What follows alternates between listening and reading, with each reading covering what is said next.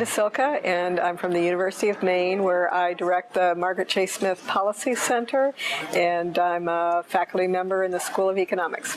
So I was really interested in your presentation about the emphasis that you place on the impact and the responsibility that scientists have on the groups that you're studying. Can you talk a little bit about that? Because I think a lot of scientists are interested in the data and in the research and being able to publish, but not so much necessarily on what happens to the community they interfere with or interact with. Right? Yeah.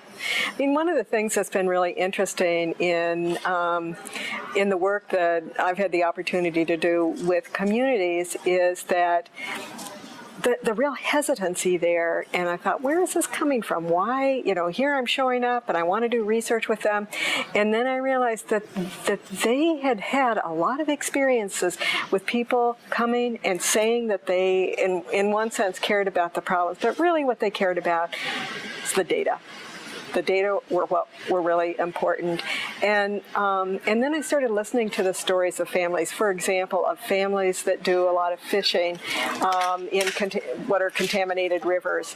And I realized they want to keep fishing, but they want to understand what's the problem if they fish in urban rivers, and they are happy to be involved in data, but they want to know, gee, I'm going to take this fish home tonight and I'm going to cook it, and are you telling me that I can't do this with my family? And I need to know. And so more and more I started thinking about how we think of this disembodied research that we do, and we collect data, and maybe it will be useful, and maybe it won't be. And then I heard a story that really, really surprised me, and it was about some research that was done in a tribal nation on the New York border.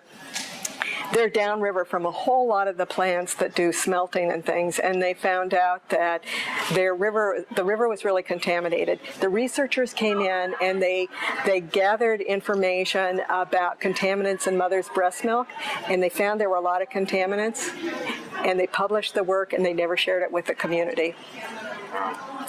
And so that community now has its own institutional review board saying, no more, we won't have this happen again. But I think that's an important cautionary tale for all of us as researchers. And that was the phrase you used in the talk, was no more research about us without us. Yeah, right. Yeah. That it's... somebody I knew who had worked in academia and then was getting hired at a consulting firm, and they said, are you going to be one of those, on the other hand, researchers? And he said, what do you mean by that? That you always think that more research needs to be done. We don't know enough to actually do policy or act on it. It's never sufficient. And they said, we can't operate like that. We have to go with the information that we have. We need to get good information, but we've got to go with it. We can't wait 50 years, 100 years till we actually know what's going on. We've got to go with the best information we have. And I think that's important. And we need to be teaching our graduate students that. And you're a real advocate of cooperative citizen science, right? So what does that mean to you? What it means to me is it's really hard to know which issues people are really going to be caring about and want to see something done, because then they'll act on it. Something will happen. But the cooperative research is really saying that it's not enough just to say, I think it's important because I know the literature. It means we've got to figure out that the research is being done for use, and so who's going to use it? What do they care about? How will they know?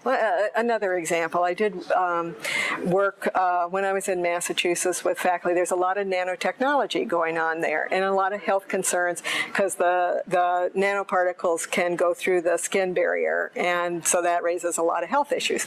Well, one of the faculty members said, gee, I think I could get a good grant if I could do this research on nanoparticle makeup with Cambodian youth. Could you arrange for me to do that? Well, that's not cooperative research. It's saying, gee, I think that this is a place where I could do the research and find interesting results. Who knows if the community's interested? Who knows if people even know about nanotechnology? We've got to start and say, let's all think together about what's going on in our community in terms of these new jobs that are about nanotech. What are the health impacts, and how do we look at that? And that's why the cooperative research, I think, ends up being very important. And do you see an increase in interest in cooperative research, or are scientists relatively cold to it? If people in graduate school get exposed to cooperative research, then they get really interested, and I think they can't imagine doing it any other way. I had a graduate student say to me after I did a presentation, about this, and it was somebody who was had just started graduate school, and said, "You mean there are people who go through their whole careers doing research that never matters? That no one ever uses?" And the student was shocked. So if you get people, if you start talking to people early while they're still thinking that they want to do research as opposed to other things because it will make a difference, then you're going to find more and more faculty that are interested in this. And that's what we're finding with our big project that has lots of graduate students from different disciplines. They understand. They're getting interested. Some of the faculty that are my age, the old people, not so much, because we got trained to be a biologist, a whatever. So. Okay, great. Thank you very much. Good.